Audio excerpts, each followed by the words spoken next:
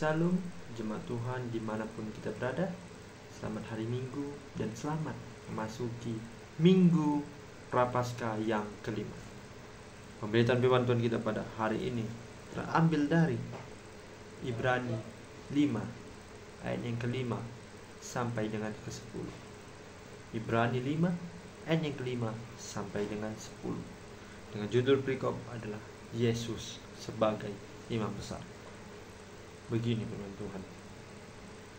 Demikian pula Kristus tidak memuliakan dirinya sendiri dengan menjadi imam besar, tetapi dimuliakan oleh Dia yang berfirman kepadanya, Anakku, engkau telah kuperanakan pada hari ini.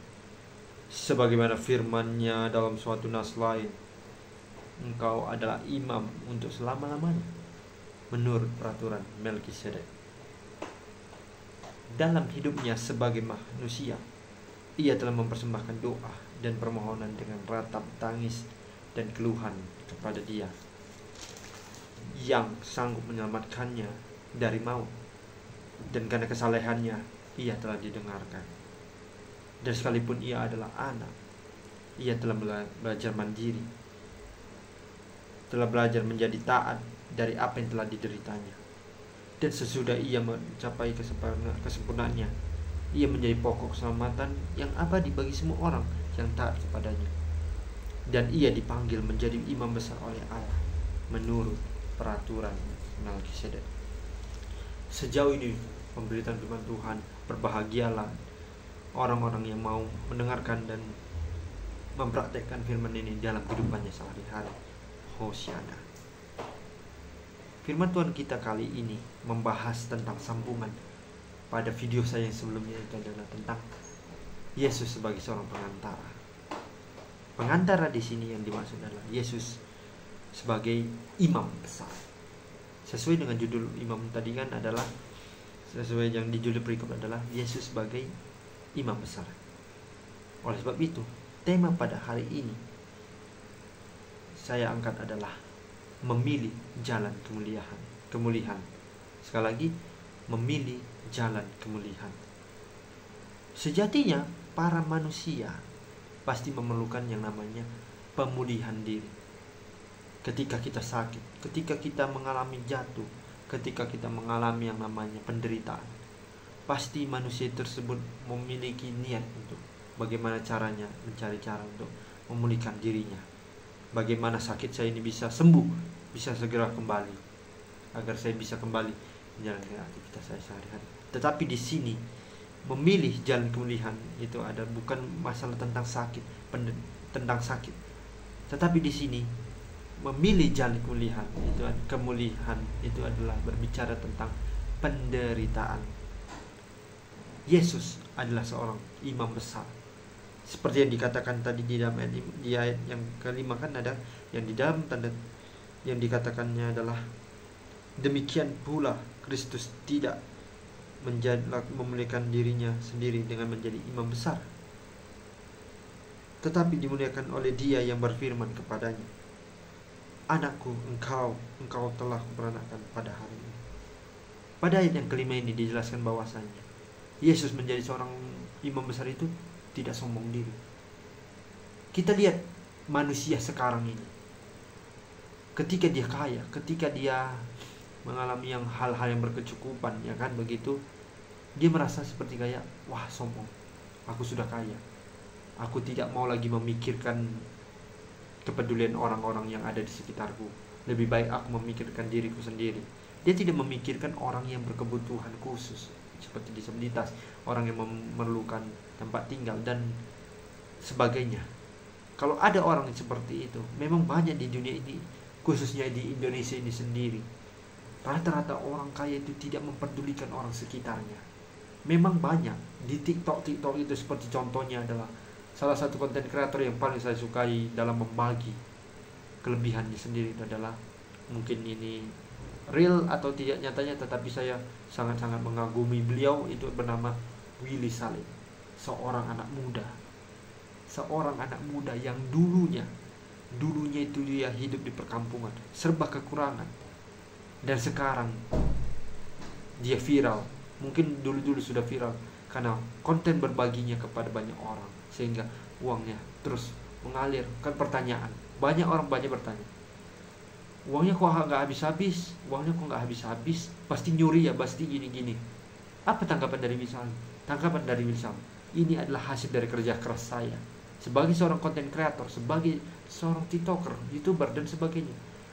Karena dari dulunya dia itu adalah seorang yang susah, dan sekarang dia adalah orang yang sukses di dalam konten kreator, per YouTubean, per tiktokan dan sebagainya. Dan kita bisa lihat dia bisa membagi-bagikan uang kepada banyak orang melalui tantangan-tantangan, challenge dan sebagainya.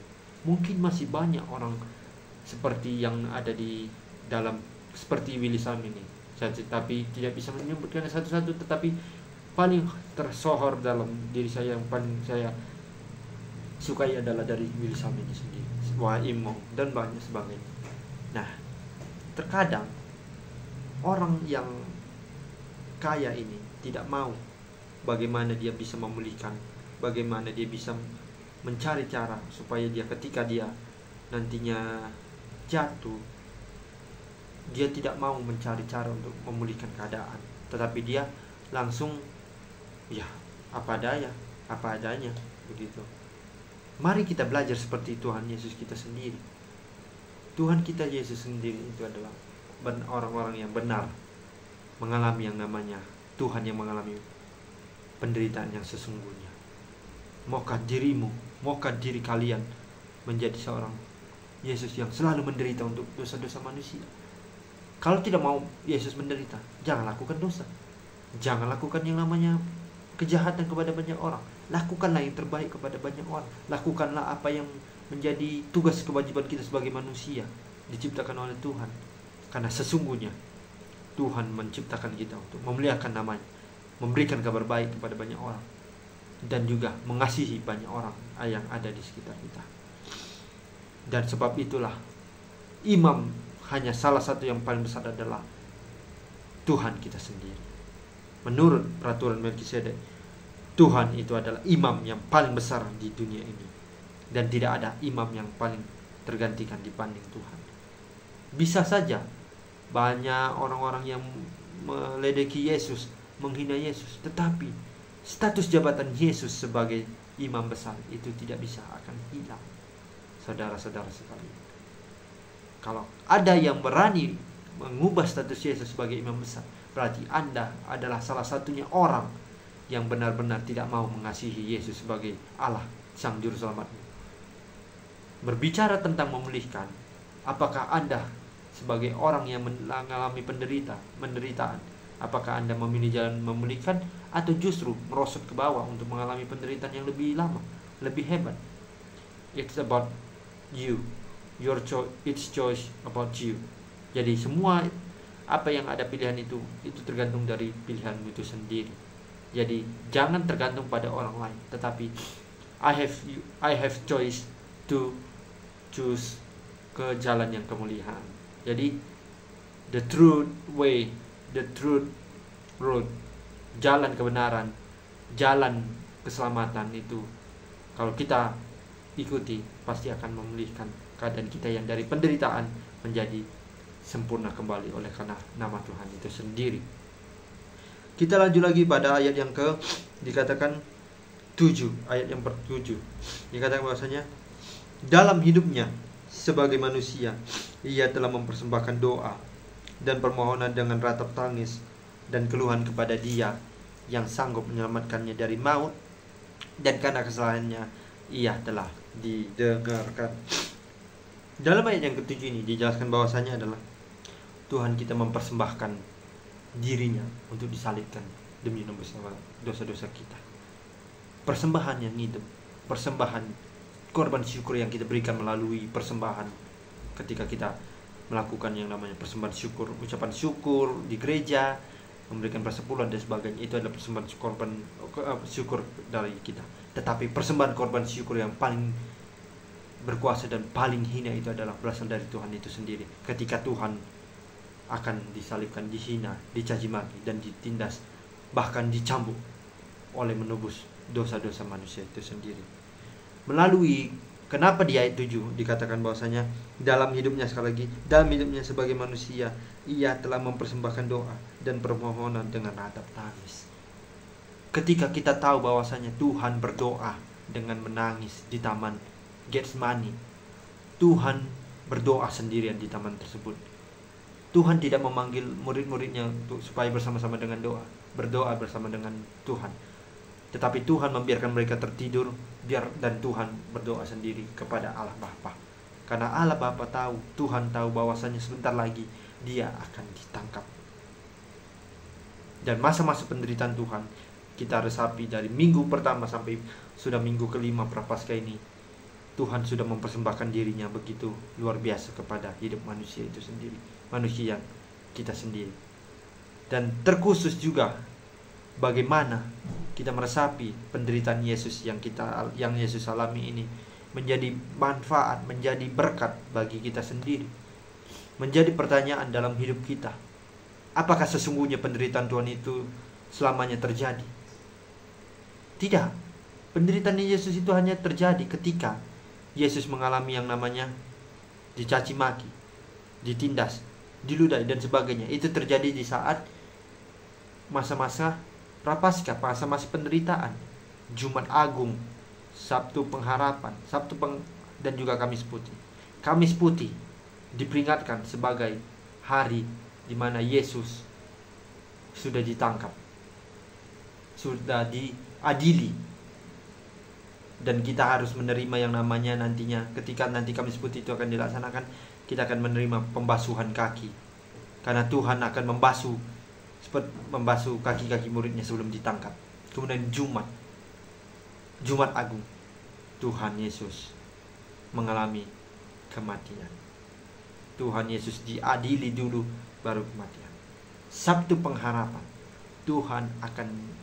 dalam Sabtu Pengharapan ini kita berpengharapan bahwasanya Yesus akan bangkit pada hari yang ketiga.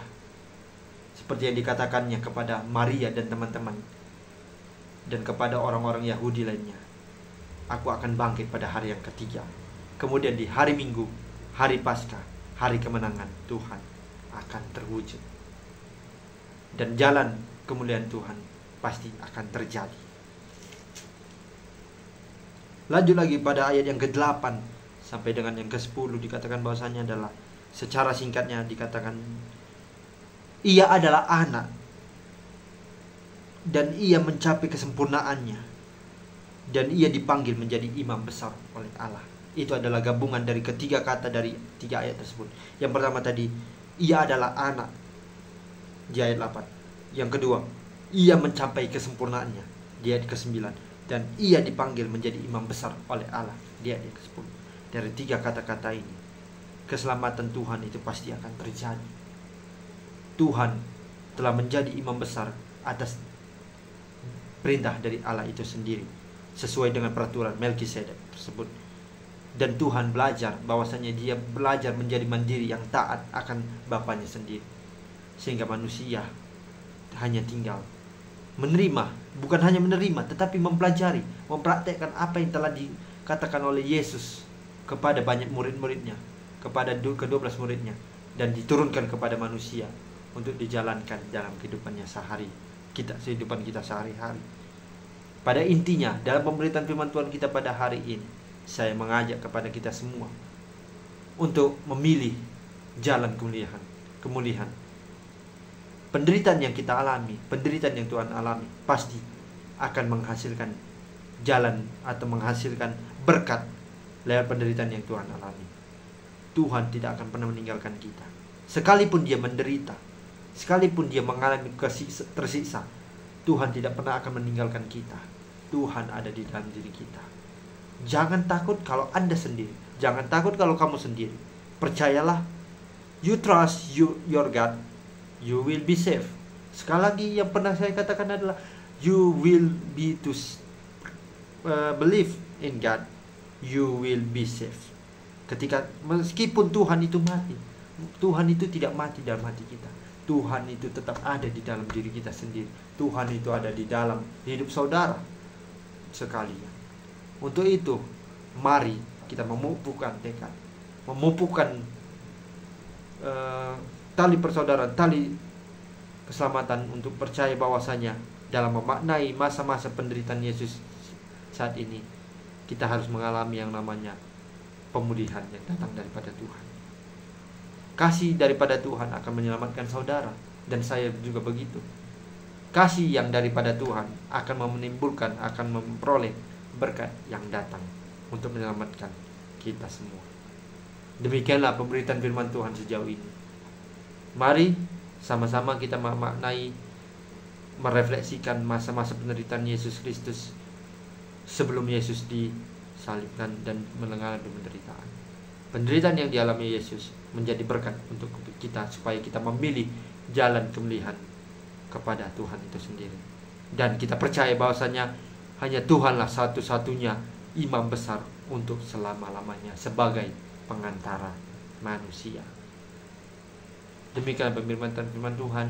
Semoga dalam pemberitaan firman Tuhan ini kita bisa diresapi, kita bisa dilindungi oleh Tuhan, dan kita bisa menerima bahwasanya keselamatan yang begitu luar biasa itu hanya datang daripada Tuhan kita sendiri melalui anaknya dan kepada Roh Kudus di dalam hati kita. Amin.